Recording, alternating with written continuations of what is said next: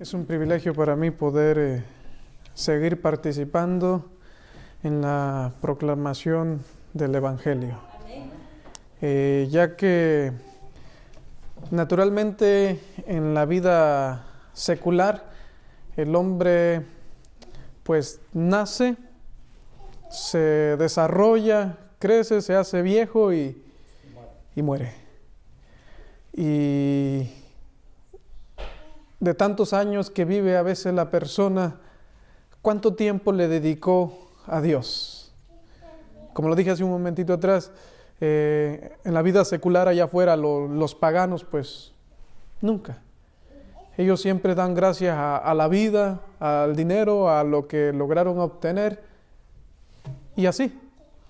Pero nosotros que hemos estado conociendo a nuestro Dios, que nos ha ido transformando, entonces sabemos que si Él ya hizo algo por nosotros, ahora nosotros tenemos que hacer algo por Él.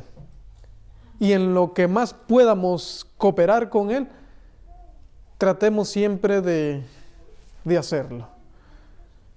Trabajar por el Señor. El himno que cantamos hace un momento atrás decía, Jesús está buscando obreros. ¿Se acuerdan? Sí, amén. Y incluso ese mismo himno terminó con una pregunta. ¿Quieres ser un obrero de valor? ¿Quieres ser un voluntario de Jesús? Entonces la respuesta que tú vas a dar pues depende totalmente de ti. Así es que, mis hermanos, feliz sábado, Dios le bendiga. Que la presencia de nuestro Dios se pueda sentir aquí con nosotros. Y como de costumbre, antes de abrir la santísima palabra de Dios, vamos a tener una palabra de oración. Yo lo voy a hacer aquí parado y ustedes si pueden arrodillarse, háganlo. Vamos a invocar el nombre de nuestro Dios. Dios Padre que estás en los cielos, alabado y glorificado sea tu santísimo nombre. Te pedimos, oh Dios, que este mensaje que vamos a compartir no se pueda quedar aquí en estas 4 paredes de este templo, sino que pueda ser visto por medio de la internet por miles de personas, y no nada más que sea visto, sino que puedan ser edificados muchas personas por medio de tu santísima palabra. Mi trabajo es, Señor Padre, de presentar a tu Hijo Jesucristo, de presentar a tu Hijo como aquel que se despojó de todo por darnos a nosotros todo, pero sobre todo para que podamos tener vida eterna. Así es que, Señor, pedimos permiso para abrir tu santa palabra y que tu Santo Espíritu sea posado en la mente de nosotros para que podamos comprender el mensaje. En el nombre de tu Hijo amado Jesús. Amén.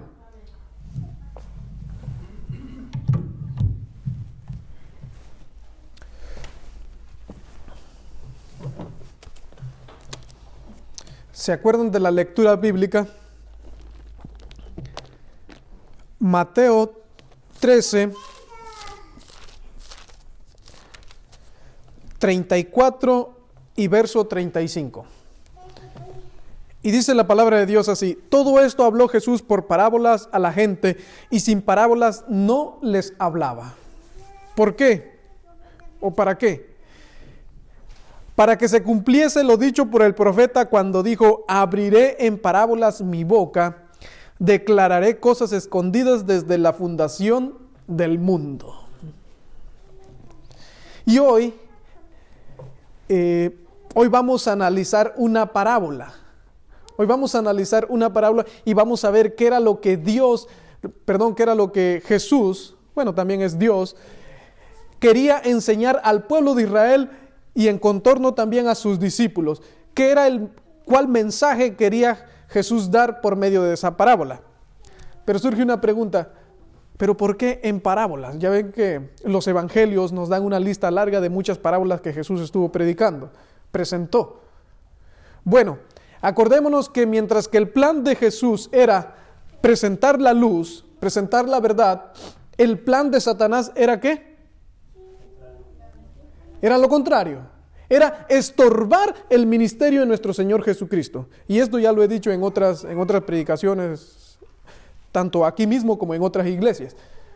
Entonces, el plan de Satanás era, usando a sus agentes personales, era investigar a Jesús, analizarlo y sorprenderlo en cualquier palabra para así poder acusarle de alguna blasfemia, acusarle de que estaba en contra del gobierno, buscarle cualquier acusación. Entonces, Jesús utiliza el método de las parábolas. Porque de acuerdo a las leyes judías, si alguien daba alguna prédica usando una parábola, entonces no se le podía llevar a las cortes tribunales, usando parábola. Y por eso es que Jesús usa el método de las parábolas. Y por medio de las parábolas, Jesús le iba a presentar al pueblo judío la luz, le iba a presentar la verdad y les iba a declarar, como dice el texto, le iba a declarar cosas escondidas desde la fundación del mundo. Y es por eso que Jesús utilizó el método de las parábolas. Y ahora nosotros vamos a trabajar en esta mañana, vamos a trabajar con una parábola. Y para que nosotros la podamos entender, esa parábola por lo menos tenemos que ir formando una base. Y es algo que siempre acostumbro para poder escarbar, para poder tener una iniciativa de cómo entender el mensaje. Así es que quiero llevarlo a la parábola que está registrada en el libro de Mateo 20. Vayan a su Biblia, tomen su Biblia y ahí vamos a analizar la parábola de la viña. Y este tema lo he titulado como los obreros de la viña. Así lo he titulado, los obreros de la viña. Así es que vamos a leer la parábola por el momento, la vamos a leer y después vamos a formar la base. ¿Estamos de acuerdo? Y la vamos a entender de una manera tan sencilla. Y dice la palabra de Dios así: porque el reino de los cielos es semejante a un hombre, padre de familia, que salió por la mañana a contratar obreros para su viña. Y pongamos atención de cada verso de la Biblia porque lo vamos a ir analizando y tenemos que aprender el mensaje que nos está presentando la palabra de Dios. Y habiendo convenido con los obreros en 1 denario al día, los envió a su viña. Saliendo cerca de la hora tercera del día, vio a otros que estaban en la plaza desocupados, no estaban trabajando. Y les dijo: y también vosotros a mi viña y os daré lo que sea justo. Y ellos fueron. Salió otra vez cerca de las horas sexta y novena e hizo lo mismo. Y saliendo cerca de la hora 11, halló a otros que estaban desocupados y les dijo: ¿por qué estáis desocupados aquí todo el día? Le dijeron: porque nadie nos ha contratado. Él les dijo: y también vosotros a la viña y recibiréis lo que sea justo. Cuando llegó la noche, el señor de la viña dijo a su mayordomo: llama a los obreros y págales el jornal, comenzando desde los últimos hasta los primeros. Y al venir los que habían ido cerca de la hora 11, recibieron cada uno 1 denario. Al venir también los primeros, pensaron que habían de recibir más, pero también ellos recibieron cada uno 1 denario. Y al recibirlo murmuraban contra el padre de familia diciendo: estos postreros han trabajado 1 sola hora y los has hecho iguales a nosotros, que hemos soportado la carga y el calor del día. Él respondiendo dijo a uno de ellos: amigo, no te hago agravio, ¿no conviniste conmigo en 1 denario? Toma lo que es tuyo y vete, pero quiero dar a este postrero como a ti. ¿No me es lícito hacer lo que quiero con lo mío? ¿O tienes tú envidia porque yo soy bueno? Así los primeros serán postreros y los postreros primeros, porque muchos son los llamados, mas pocos los escogidos.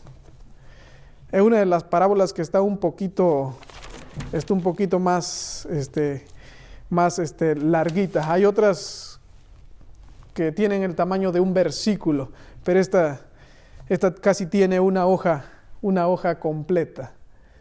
Ahora, ya leímos la parábola. Ahora vamos a formar la base. Vamos a formar la base. ¿Qué quería Jesús enseñar por medio de esa parábola? ¿Qué era lo que Jesús quería que entendieran sus discípulos? ¿Se dan cuenta cómo ya vamos teniendo ahora una razón para escarbarla?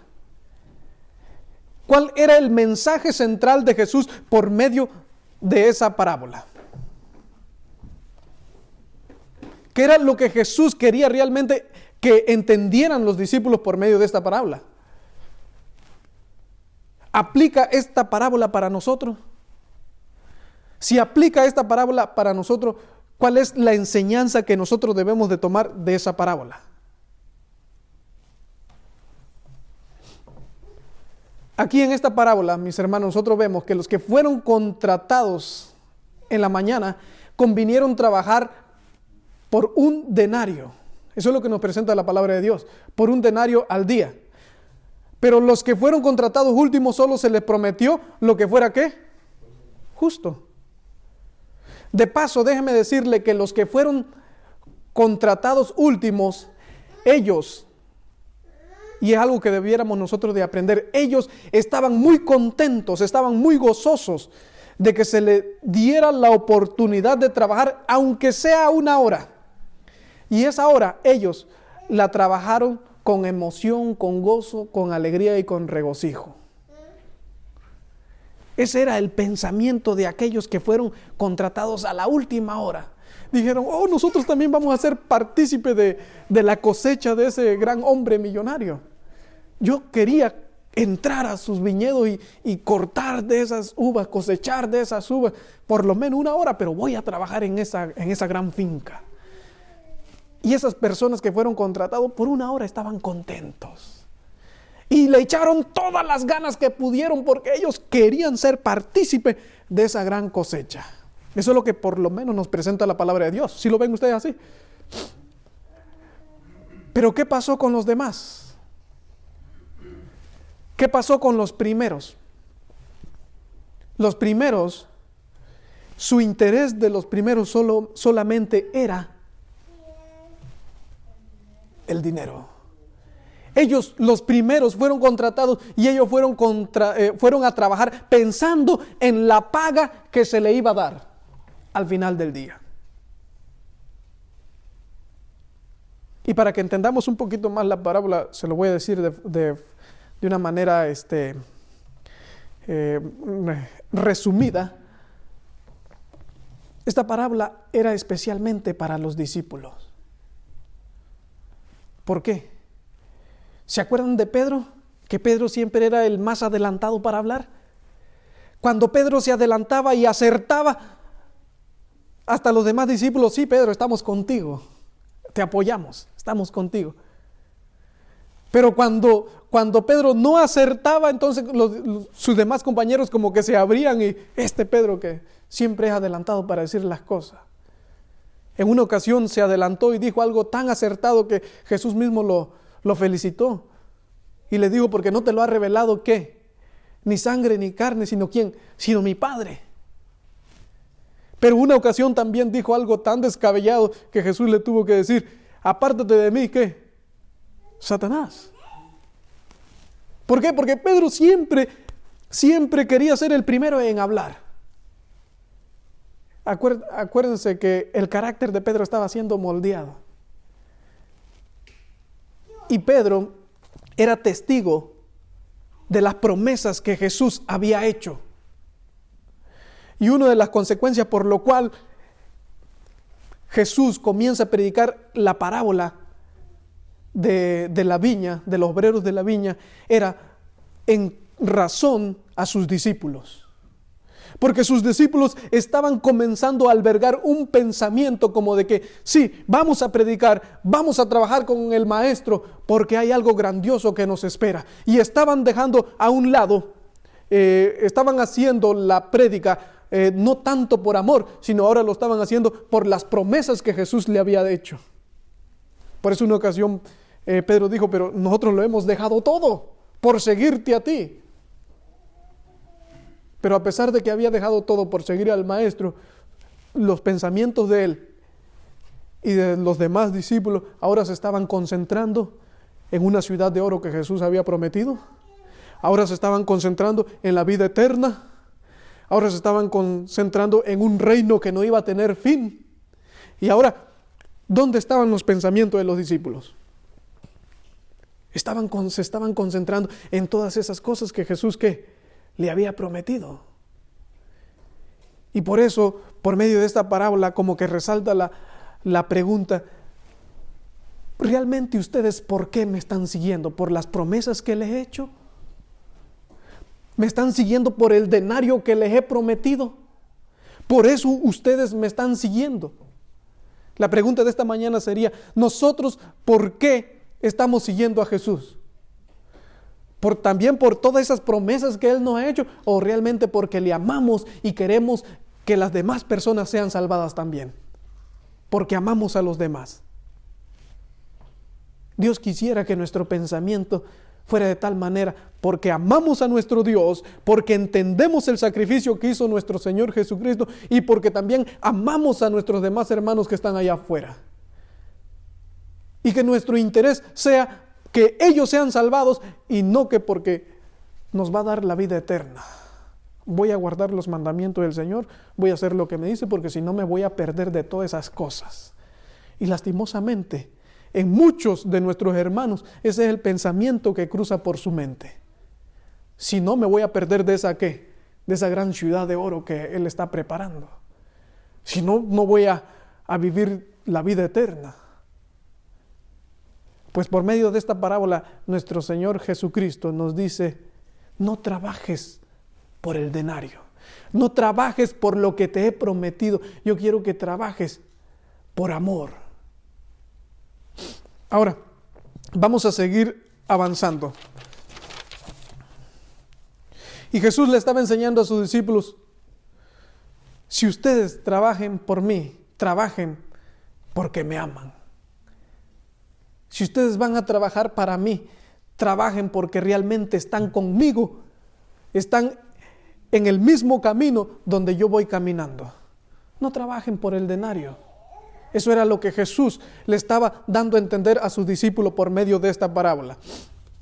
Ahora, vamos a analizar la parábola. Veo que tienen sus Biblias ahí. Ustedes en la parábola van a ver que se hace mención de un propietario. Y vamos a investigar quién es el propietario. Se hace mención de una viña también. Se hace mención de obreros para trabajar. Se hace mención de una plaza y hay 5 llamadas. Y todo esto que acabo de mencionar ahorita lo vamos a investigar.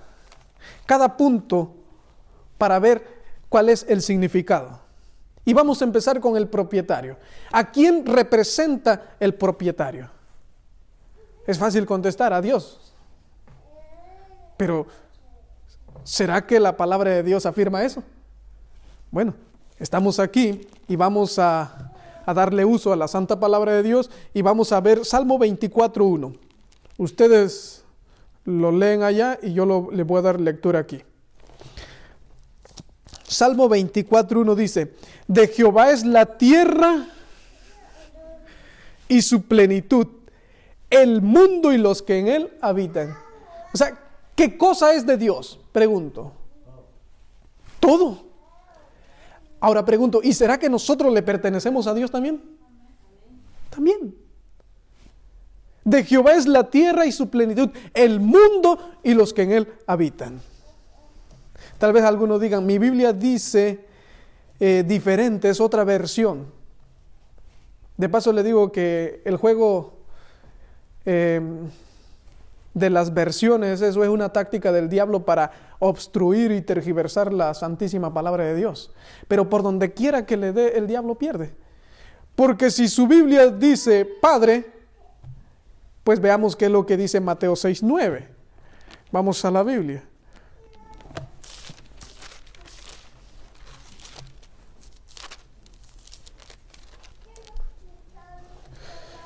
Mateo 6:9 dice así: vosotros pues oraréis así: Padre nuestro que estás en los cielos. santificado sea tu nombre.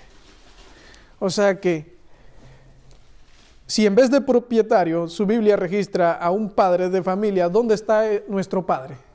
Está en los cielos, que es el mismo Dios que crió los cielos y la tierra y todo lo que en materia existe.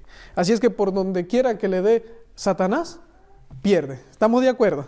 Ahora, ya vimos el primer punto, el propietario. El propietario representa a Dios, de acuerdo a los textos que hemos visto. Ahora, tenemos aquí obreros. ¿Quiénes son los obreros? Vamos a ver qué es lo que nos dice la palabra de Dios. Lucas 10, 1 y 2. Vamos a darle uso a la palabra. Y dice así. Lucas 10, 1 y 2. Después de estas cosas designó el Señor también a otros 70, a quienes envió de dos en dos delante de él a toda ciudad y lugar a donde él había de ir. Y les decía, pongamos atención a esto, la mies a la verdad es mucha, mas los obreros pocos. Por tanto, rogad al Señor de la mies que envíe obreros a su mies. Y si leemos el 3 dice, y he aquí yo os envío como corderos en medio de lobos. Así es que, ¿quiénes son los obreros? Los obreros, de acuerdo a la luz de la palabra de Dios, son aquellos que trabajan por el Señor. Aquellos que saben que hay un mensaje que se tiene que dar y que ellos no esperan que pase más el tiempo, sino que ellos ven que el tiempo ya es ahorita y salen rápidamente a dar ese mensaje. Ellos no esperan que se pase el tiempo. Ellos no esperan otro llamado más. Ellos no esperan que siga el Señor llame, aunque Él lo hace por su grande misericordia. Entonces, ¿quiénes son los obreros? Son aquellos que trabajan ¿para quién? Para el Señor, de acuerdo bajo el contexto de la parábola que estamos analizando ahorita. Ahora, tenemos también una viña. ¿Qué representa la viña?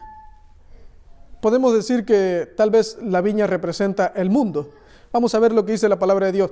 Mateo 13:38. Mateo 13:38 dice así.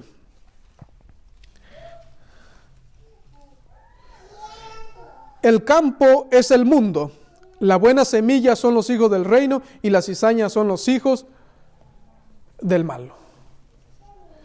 Así es que la viña, que es el campo, entonces ¿qué cosa es? De acuerdo a la palabra de Dios, es el mundo. Y Palabras de Vida del Gran Maestro en página 243, quiero hacer uso del espíritu de profecía, vamos a ver qué es lo que nos afirma. Página 243.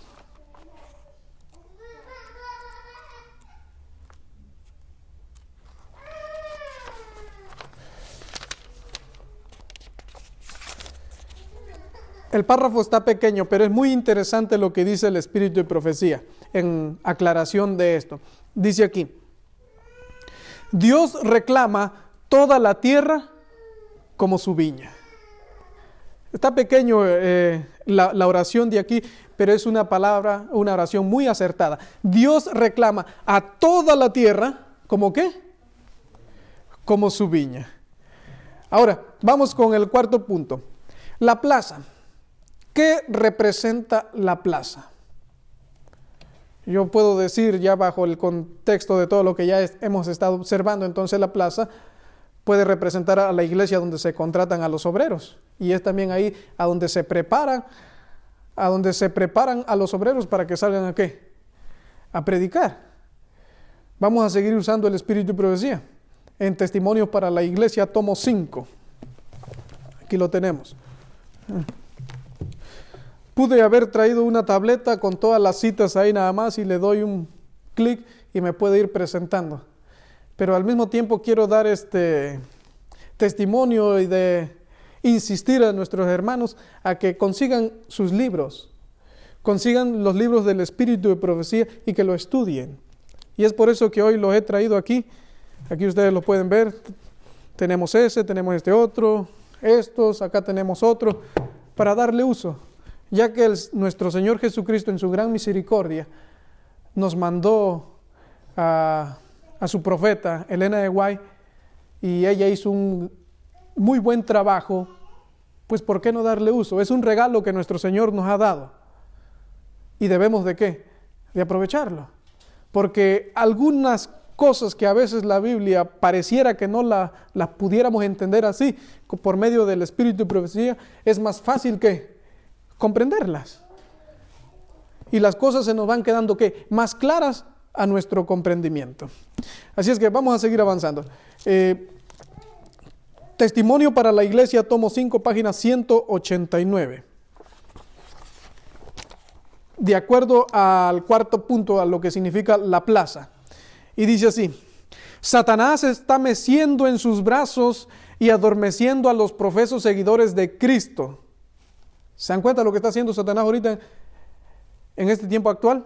Satanás está meciendo en sus brazos y adormeciendo a los profesos seguidores de Cristo, mientras alrededor de ellos las almas que perecen.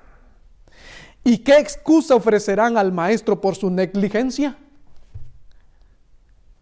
Me estaba comentando un hermano de la iglesia que él le llama al pastor para decirle: pastor, ya tenemos todo preparado para la campaña. Y el pastor le dice: hermano, me vas a disculpar, pero no tengo nada preparado porque se me olvidó. Dejémoslo para la otra fecha. Pastor, pero ya está todo preparado, ya todo listo. Sí, hermano, pero se me olvidó. No me acordé de nada. Podría decir o surgir la pregunta: ¿se le llamaría a eso negligencia? ¿Le agrada a eso a Dios de sus siervos? No, querido hermano. Y ojalá que eso no pueda pasar con nosotros. Porque un siervo negligente, un mensajero negligente, no sirve para nada. Las siguientes palabras de Cristo se aplican a la iglesia. ¿Por qué estáis todo el día desocupados? ¿Por qué no estáis ocupados en alguna tarea dentro de su viña? Así es que, ¿qué representa la plaza? ¿Representa qué? La iglesia. Representa la iglesia. Otra cita más, Hechos de los Apóstoles, página 86.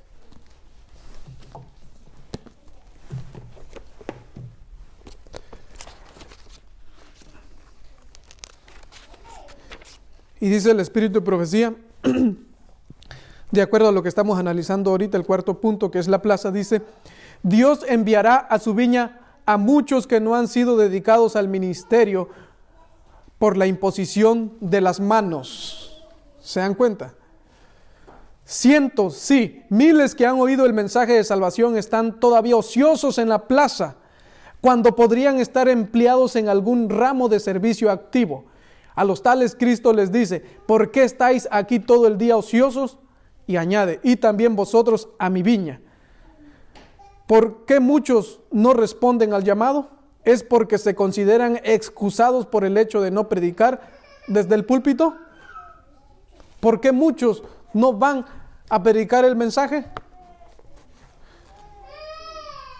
Si nosotros entendiéramos el sacrificio que nuestro Señor Jesucristo hizo en la cruz del Calvario, entonces nosotros haríamos lo que nos toca que hacer. Si nosotros reconociéramos a nuestro Señor Dios tal y como es, entonces nosotros hiciéramos lo que sabemos que tenemos que hacer. Ese día que presenté ese tema aquí, cuando los sabios de Oriente fueron a visitar a Jesús recién nacido, ellos fueron y actuaron de acuerdo a como ellos lo habían reconocido que era. Y si tú no tienes interés por predicar el Evangelio, no tienes interés por incluso vivir el Evangelio, es porque no reconoces a Dios quien realmente es. Sabes de Jesús, pero lo tomas de una manera liviana. Vamos a seguir avanzando porque el tiempo no se detiene. Ahora, nos queda el último punto y son las horas mencionadas en la parábola. Y también encontramos, 5 llamadas y vamos a verla uno por una. La primer llamada, la vamos a analizar uno por uno. La primer llamada. Acuérdense que esta también es una parábola profética. Una parábola profética. ¿A quién llamó Jesús primero? Si me están siguiendo, si están en Mateo 20. En Mateo 20. ¿A quién llamó Jesús primero? En el verso 1. Porque el reino de los cielos es semejante a un hombre, padre de familia, que salió por la mañana a contratar obreros para su viña. Primer llamado. ¿A quién llamó Jesús primero? ¿A quién llamó Dios primero? Deuteronomio 7, 6 al 8. Vamos a darle uso a la palabra de Dios.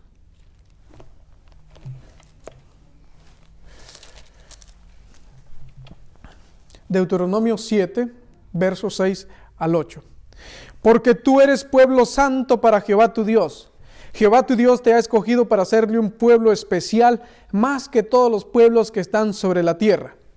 No por ser vosotros más que todos los pueblos os ha querido Jehová y os ha escogido, pues vosotros erais el más insignificante de todos los pueblos. ¿A quiénes iban dirigidas estas palabras? Al pueblo de Israel.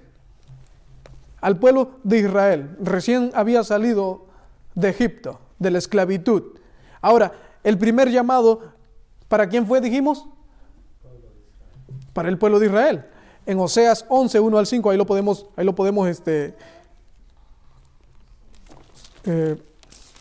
confirmar. Y vamos a ver lo que dice. Cuando Israel era muchacho, yo lo amé, y de Egipto llamé a mi hijo. 11, 1 al 3. Cuanto más yo los llamaba, tanto más se alejaban de mí. A los Baales sacrificaban y a los ídolos ofrecían sahumerios. Yo con todo eso enseñaba a andar al mismo Efraín, tomándole de los brazos, y no conoció que yo le cuidaba. El punto central de estos textos es que nos están, solo para confirmar, es que Dios estaba llamando, y Dios había llamado ¿a quién? A la nación de Israel. Ellos fueron los primeritos que fueron llamados para presentar el mensaje de salvación, para hacer luz a las naciones. Pero hay un segundo llamado entonces.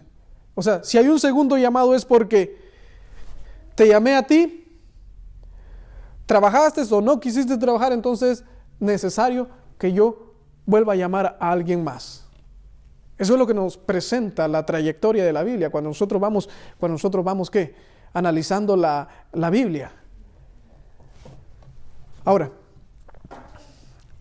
también quiero, antes de pasar al segundo llamado, quiero confirmar esto con el espíritu de profecía en el libro que se llama Palabras de Vida del Gran Maestro, en la página 330.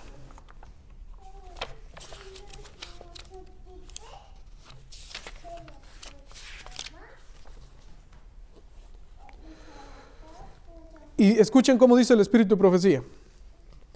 Los judíos habían sido llamados primero a la viña del Señor. ¿Queda confirmado esto bien claro? Les digo, a veces pareciera como que las Santas Escrituras como que no nos aclaró bien un punto, pero por eso amo el espíritu de profecía y doy gracias a Dios que suscitó a su sierva Elena de White y la utilizó para esa gran obra. Dice, los judíos habían sido llamados primero a la viña del Señor, y por causa de eso eran orgullosos y justos en su propia opinión. Consideraban que sus largos años de servicio los hacía merecedores de una recompensa mayor que los demás. Así es que, ¿para quién había sido el primer llamado? Para el pueblo de Israel, o los judíos, como dice la inspiración. Ahora, vamos a avanzar al segundo llamado. Parece ser que el segundo llamado era la hora ¿qué? Tercera, es lo que menciona la palabra de Dios. ¿Quiénes son? ¿Quiénes son esas personas que fueron llamadas por segunda vez? Si ustedes analizan la parábola, encontrarán que este padre de familia está preocupado por su cosecha. Y créame que hasta me da sentimiento. Este propietario, este dueño de esa gran finca, está preocupado por su cosecha porque ve que ya sus uvas ya están ¿qué? Maduras. Y esos racimotes de uvas, si no son cosechados, ¿qué va a pasar con los racimos enteros de uva? se van a podrir. Se van a podrir. Y este padre de familia está preocupado porque dice, yo necesito obreros, yo necesito gente que venga a trabajar aquí, a mi finca, a mi viña, porque si no mi cosecha se va a ¿qué? Se va a perder. Se va a perder. Y es por eso que sale con desesperación a diversas horas a buscar ¿qué? Obreros. Hago una pregunta, queridos hermanos, y para aquellos que nos ven por medio de la internet. ¿Acaso no está pasando esto con el mundo? ¿Acaso el pecado no está trabajando en gran magnitud y las personas se están pudriendo espiritualmente? Se necesitan obreros. Se necesitan gente que esté dispuesta a olvidarse de sus intereses personales y que vaya y dé el mensaje de sanidad que aquellas personas necesitan. Podemos llegar a obtener todo, hablando materialmente, pero si no tenemos a Jesús, estamos perdidos. Y como lo dije al principio en la oración, mi trabajo es de presentar a Jesús. ¿Qué fue lo que hizo Jesús por nosotros, por ti, por mí? Él se despojó de todo cuanto tenía en el cielo y Él tomó el lugar tuyo y mío. Porque las Santas Escrituras dicen, y es una ley que se tiene que cumplir, el alma que pecare, esa morirá. Yo que soy padre también ahora, si mis hijos hicieran algo indebido y tuvieran que pagar esa gran condena, yo estaría dispuesto a decirle, yo pago lo que se le está poniendo a ellos. Tómeme a mí. Pues exactamente eso es lo que hizo nuestro Señor Jesucristo. Nosotros, de acuerdo a la ley, nosotros ya estábamos perdidos. Nosotros teníamos que morir. Pero nuestro Señor Jesucristo dijo, no, hay una salida, hay un escape para ellos, yo los amo mucho. Tómenme a mí. Yo voy a morir en esa cruz del Calvario. Yo voy a morir crucificado, atravesado con la lanza. Voy a ser abofeteado. Todo lo que me hagan, estoy dispuesto a soportarlo por amor a ellos. Y cuando nosotros comenzamos a comprender eso, entonces nuestra manera de vivir comienza ¿qué? A ser diferente. Ya no vamos a necesitar que nos estén llamando 2 y 3 veces, sino al primer llamado nosotros vamos a estar dispuestos como Isaías. ¿Cómo contestó Isaías? ¿Se acuerdan? Cuando Dios lo llamó, Isaías contestó y dijo, heme aquí, Señor, envíame a mí. No puso pretexto. Que así podamos ser nosotros y contestar, heme aquí, Señor, envíame a mí. Tú lo hiciste todo por mí, ahora es mi turno, a mí me toca trabajar. Yo también quiero trabajar para ti. Ahora, seguimos continuando. ¿Quiénes son los del segundo llamado? Y yo me atrevo a decir con seguridad, los discípulos y los primeros cristianos de aquella era. ¿Por qué? Porque Jesús vino a los judíos, pero ellos ¿qué? Los rechazaron. San Juan 1:11. Vamos a darle uso a la palabra de Dios. San Juan 1:11.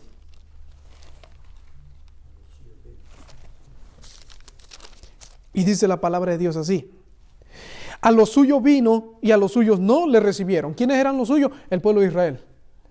La nación de Israel. Que ellos fueron los que recibieron el primer llamado. Mas a todos los que le recibieron, a los que creen en su nombre, les dio potestad de ser hechos hijos de Dios. Así es que la palabra de Dios dice que a los suyos vino y a los suyos no le recibieron. Y ese fue el pueblo de Israel. Y si ellos no le recibieron, entonces habían otros que estaban dispuestos a recibirle. Y ellos fueron ¿quiénes? Los discípulos. Y los primeros cristianos de aquella misma era. Palabras de vida del Gran Maestro en la página 331. Cristo amonestó a los discípulos que fueron llamados a seguirle. Cristo amonestó a los discípulos que fueron llamados en primer término a seguirle, a que no se acariciase entre ellos el mismo mal. Para aquellos que nos están viendo, para que puedan leer todo el capítulo, es el capítulo 28 que se llama Bases para la recompensa final. Y bajo el contexto, que dice aquí el Espíritu de profecía, para que no se acariciase entre ellos el mismo mal, se está refiriendo al mismo mal que había caído ¿quién? La nación de Israel, que habían rechazado ¿a quién? A Jesús, de acuerdo a San Juan 1:11. A los suyos vino y a los suyos no le recibieron. Entonces ahora es el llamado para los discípulos y se le amonesta a que no vayan a caer en ese mismo mal de que después ellos también fueran ¿a qué? A rechazar al Maestro. Ahora, de paso, déjeme decirle que el mensaje que tenían los judíos era el del santuario y todos sus ritos ceremoniales. Ese era el mensaje que tenían los judíos. ¿Y eso cuándo se acabó? Eso se acabó cuando crucificaron ¿a quién? A Jesús. Pregunto, ¿a qué hora crucificaron a Jesús? Marcos 15:25.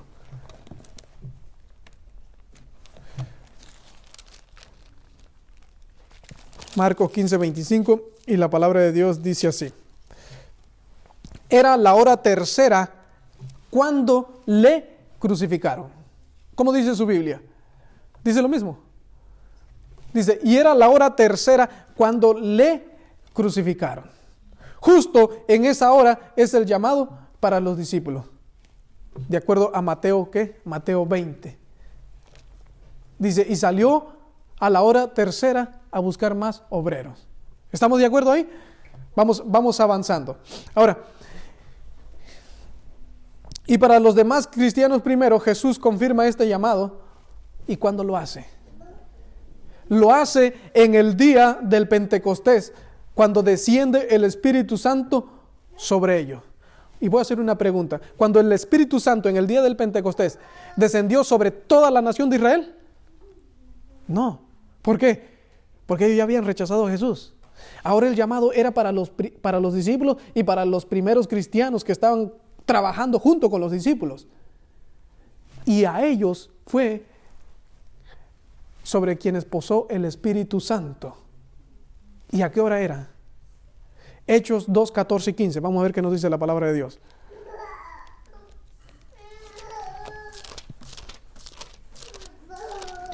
En el libro de Hechos, versos 14 y 15, si nosotros empezamos en el verso 1 del capítulo 2, dice, cuando llegó el día del Pentecostés estaban todos unánimes juntos, y de repente vino del cielo un estruendo como de un viento recio que soplaba, el cual llenó toda la casa donde estaban sentados.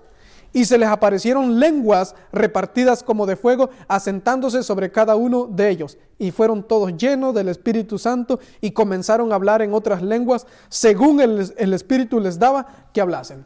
¿A quiénes les pasó esto? A los discípulos y a los primeros cristianos que estaban cooperando con ellos. Y ahora ahí va la respuesta de la pregunta que hice. ¿Y a qué hora era cuando pasó eso? En el verso 15 dice así, porque estos no están ebrios. Aquí está hablando Pedro, que estaba dando una explicación porque acuérdense que había una aglomeración de personas. Y ellos, las otras personas que habían venido para concentrarse ahí en Jerusalén, decían, oye, pero ¿qué pasa con ellos? Nos están hablando en nuestro propio idioma y no es su idioma ese que está hablando. Y unos decían, no, es que ya están borrachos, están ebrios. Y por eso es que Pedro toma la palabra y dice, porque estos no están ebrios, como vosotros suponéis, puesto que es que la hora tercera del día. ¿Estamos de acuerdo con lo que dice la palabra de Dios? ¿Y a qué hora salió el padre de familia a buscar obreros? A la hora tercera. Y de forma relámpago le digo que el mensaje de los apóstoles era el de un Cristo crucificado, muerto y resucitado, que trae salvación para todo aquel que cree y se arrepiente.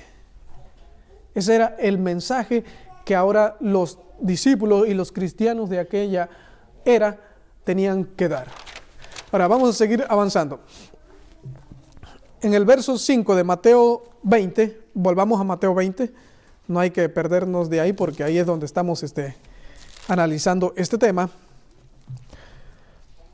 En el verso 5 de Mateo 20 encontramos dos llamadas relacionadas. La pregunta es, ¿quiénes son? ¿Quiénes son esos personajes de acuerdo a Mateo 25? Y dice así, salió otra vez cerca de las horas sexta y novena. e hizo lo mismo. Sexta y novena. Este propietario, este dueño de la viña, tiene esa necesidad, esa desesperación de buscar obreros porque su viña está a punto de que la cosecha se malpase. Y por eso sale con esa desesperación a diferentes horas a buscar ¿qué? Obreros. Ahora, ¿quiénes son estos? ¿Quiénes son estos personajes de la hora sexta y novena? Y vamos a empezar por los de la hora sexta. Y con firmeza y seguridad podemos decir que son los adventistas del primer día, o más bien conocido como el movimiento millerita, encabezado por Guillermo Miller. ¿Cuál era el mensaje de ellos? La segunda venida de Cristo. Los que fueron llamados en la hora sexta fueron todas las iglesias protestantes encabezadas por Guillermo Miller. Y el mensaje que se tenía en aquel entonces era de que Cristo venía pronto. Era el mensaje que se escuchó mucho de que Cristo venía, ¿en qué año? En 1844. En el libro de Primeros Escritos, quiero confirmar esto que estoy hablando aquí. Vamos, pueden ustedes apuntarlo. Primeros Escritos, página 278. Aquí lo tenemos. Primeros Escritos. Tal vez se pueda decir, bueno, ¿y de dónde saca esa conclusión? ¿Cómo concluyó a llegar ahí? ¿Cómo es de que llegó ahí? No, mis hermanos, tenemos mucha luz. El problema que, como le decía en otro tema, no nos gusta estudiar. Jesús dijo, el que toca, se le abre ¿qué? La puerta. El que busca, halla. Y a veces nosotros no tenemos información porque no tocamos, no buscamos. Primeros Escritos, página 278.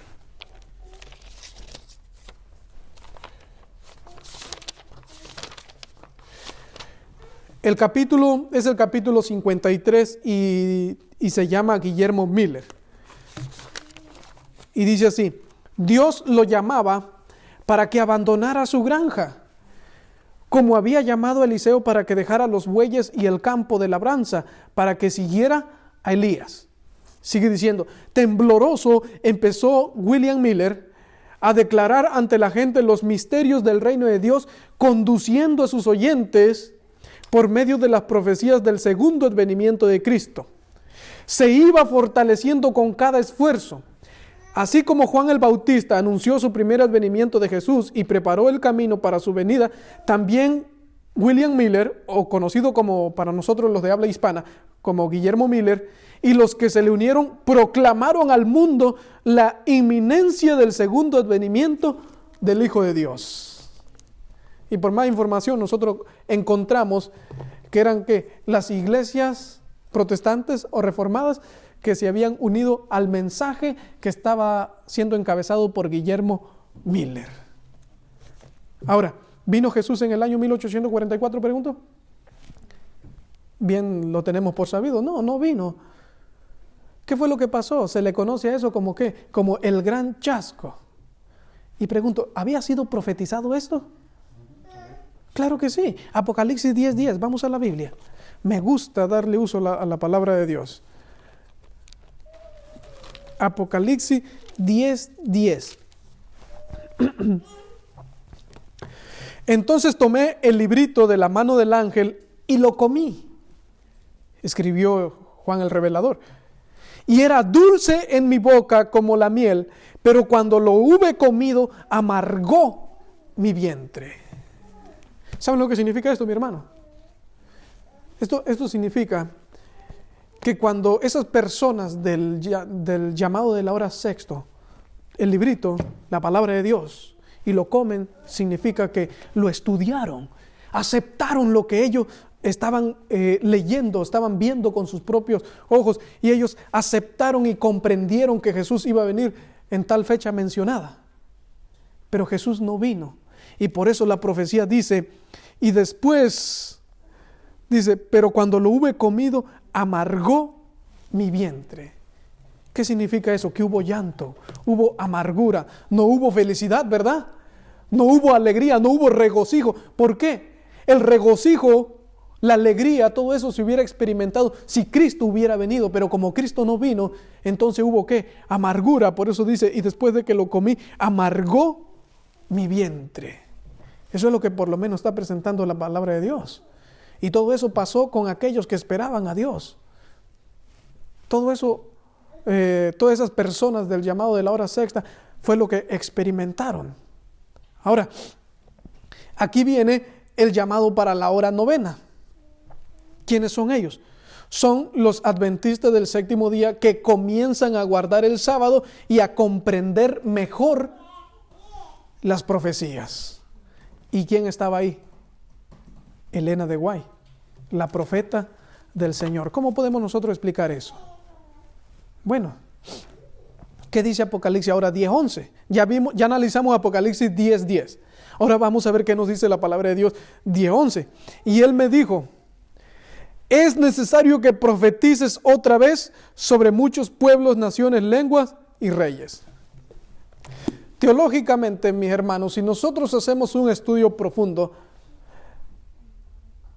aparece en la historia un profeta después de la muerte de Juan el Revelador. Antes de que se llegue el año 1844, aparece un profeta. Hay registro de un profeta de Dios. Y esto no lo vemos si hasta el año 1844 que Dios levantó a Elena de White. Y dice aquí el texto de Apocalipsis, y él me dijo, es necesario que profetices otra vez.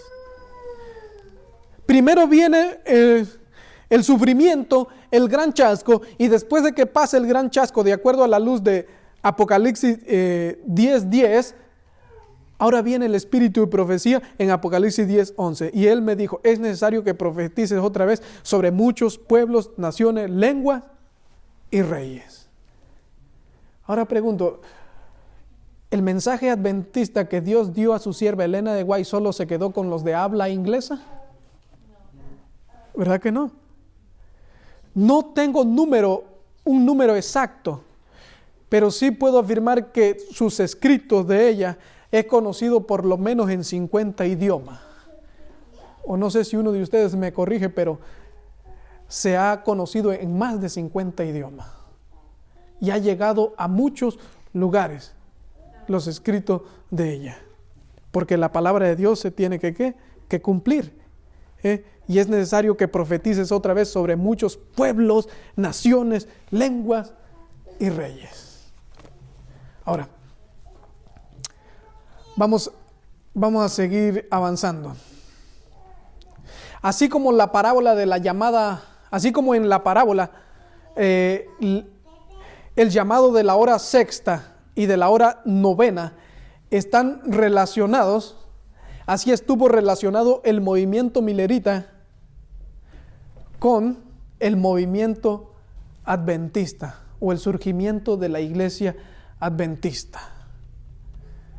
Tal vez alguien puede decir, pero ¿acaso no están incluidos en la profecía los reformadores como los valdenses, los albigenses, Juan Wycliffe, Jerónimo, Juan Hus?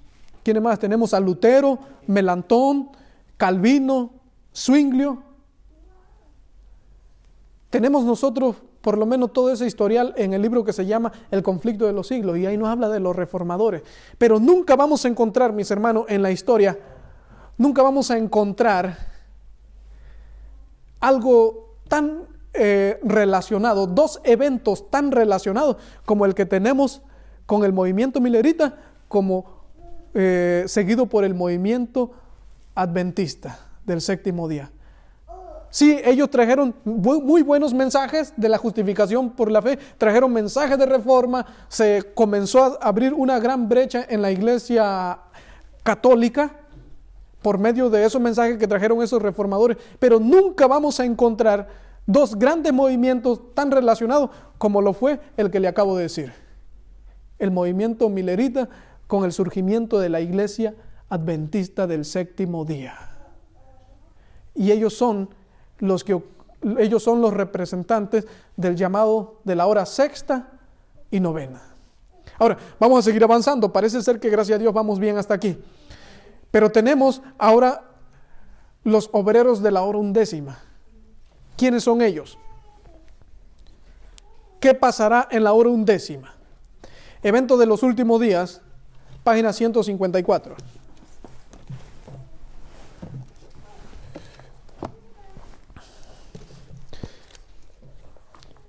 Página 154 y vamos a ver lo que el Señor quiso dejarnos revelado a nosotros. Noten bien lo que va a pasar en la hora undécima. Página 154. Las filas raleadas serán llenadas por aquellos a quienes Cristo representó como viniendo a la hora undécima. Esto está tremendo, mis hermanos. Porque si aquí está haciendo mención de que va a haber filas raleadas, y eso ya lo podemos ver ahorita, mira cuántas bancas están vacías. Pues todas estas bancas van a ser llenas por personas, pero no van a ser personas ociosas. No van a ser personas que vinieron a la iglesia porque, porque no tenían otra cosa que hacer. No. Van a ser personas que llegaron a obtener un gran celo por la palabra de Dios. Y dice aquí, hay muchos con quienes el Espíritu de Dios está contendiendo. El tiempo de los juicios destructores de Dios es el tiempo de la misericordia para ellos que hasta el momento no han tenido oportunidad de aprender qué es la verdad. Por el momento no lo han comprendido bien, pero cuando lo entiendan no se van a quedar, oh sí, ya, ahora sí ya lo entiendo y se van a quedar cruzados. No, van a comprender la verdad y se van a poner a trabajar. Y todas esas bancas que están vacías entonces van a ser llenadas. Sigue diciendo, el Señor los mira con ternura.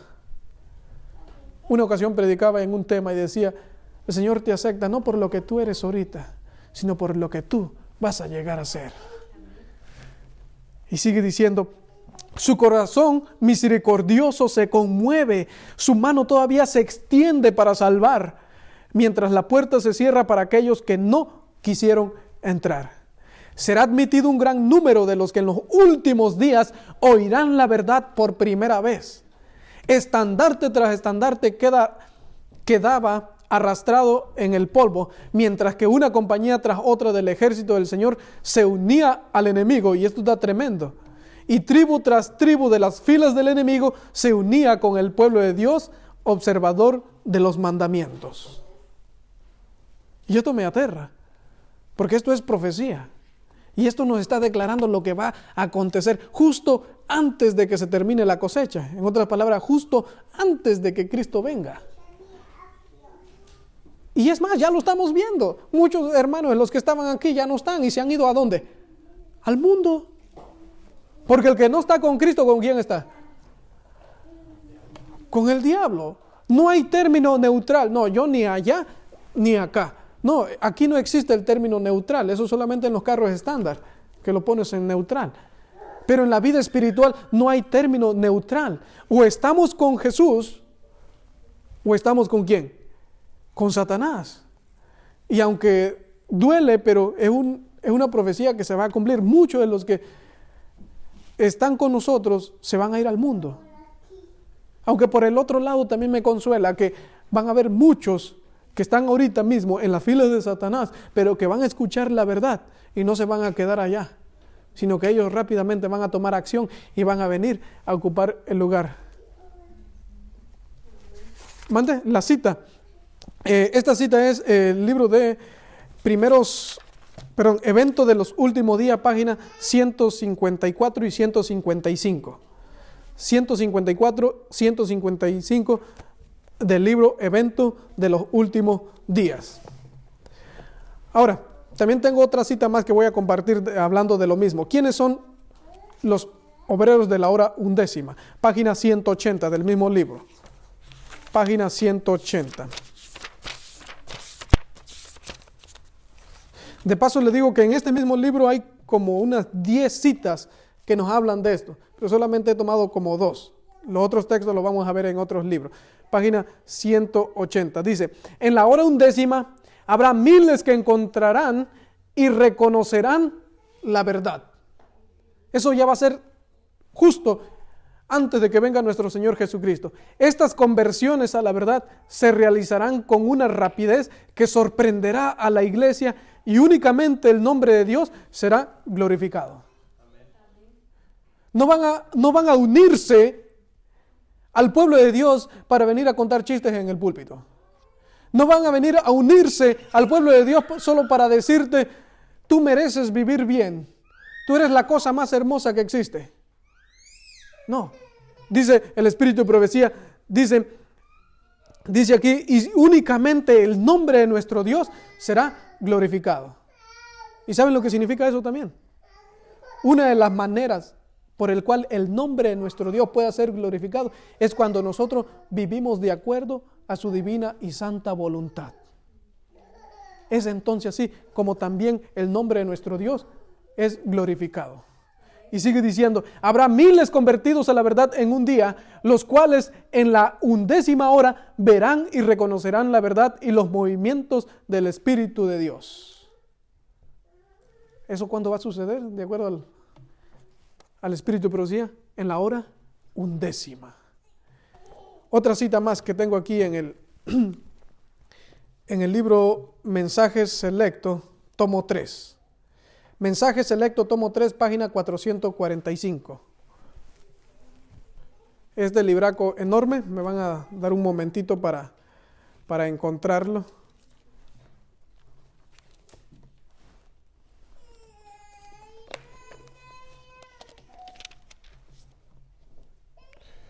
Y dice así, y esto me gusta mucho.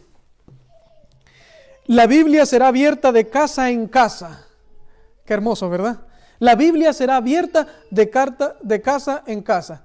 Si esto está por suceder, eso significa que antes no había pasado eso. Y dice, pues hombres y mujeres hallarán acceso a esos hogares. Las mentes se abrirán para recibir la palabra de Dios. Y cuando venga la crisis, muchos estarán preparados para hacer las debidas decisiones, aún frente a formidables dificultades que se producirán por los milagros engañosos de Satanás. Aunque estos, hablando de los nuevos conversos, confesarán la verdad y llegarán a ser obreros de Cristo en la hora 11ª, recibirán igual pago que aquellos que han trabajado todo el día. Ahora, lo mismo que se le prometió por decirlo así, a los discípulos, es lo mismo que se nos promete a nosotros. Y lo mismo que se nos promete a nosotros, es lo mismo que se le promete a aquellos que se van a unir en la hora 11ª. Y voy a terminar con esto, que lo dije desde hace un principio. A los de la hora 11ª se le da la misma paga que a los primeros, porque a los de la hora 11ª su propósito, su interés era de ser parte de esa gran cosecha. En otra palabra, el único interés que van a tener aquellos obreros de la hora 11ª va a ser el amor por Cristo y el amor por la salvación de las almas. ¿Cuál es tu interés? ¿Estás aquí y has tomado una decisión de predicar el Evangelio solo porque Dios te ha prometido una casa de oro? ¿Solo porque Cristo te ha prometido vida eterna? ¿Solo porque se nos ha prometido un reino que nunca va a tener final?